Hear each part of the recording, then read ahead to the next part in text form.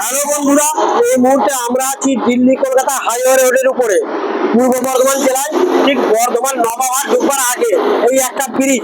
এখানে ইঞ্জিনিয়ারদের কাজ কত সুন্দর দেখুন, কত সুন্দর ব্যবস্থা দেখুন, আপনাদেরকে দেখাচ্ছি আমি। দেখুন এখানে এই যে ইঞ্জিনিয়াররা গাড়িকে বোঝবার জন্য যে রোড শেষ কোথায় হয়েছে, যে প্ল্যাকার্ডটা দিয়েছে সেটাকে দেখুন কিভাবে দিয়েছে। দেখুন এটাকে বাঁকিয়ে দিয়েছে।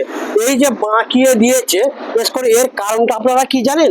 এর কারণ হচ্ছে, কারণ কোনো বাইক দেখা গেল যে একটা হাইওয়ে রোড 90-100 গতিতে আসছে, যদি সাইডে থাকে, রোডের দিকে থাকে ঝুলে, তাহলে পরে সেই বাইকের মাথায় লেগে যেতে পারে, লেগে উনি পড়ে যেতে পারেন।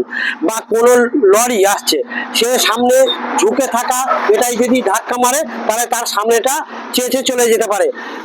তাই দেখুন এখানে ইঞ্জিনিয়ারের কাজ কতটা পরিষ্কার পরিচ্ছন্ন। এই নিয়ে আমি ভারতবর্ষের যত ইঞ্জিনিয়ার আছে ওনাদেরকে বলবো যেন রোডে এই যে প্ল্যাকার্ডগুলো এইভাবেই যেন দেওয়া হয়, এতে করে স্বচ্ছতা বজায় থাকবে। জয় হিন্দ।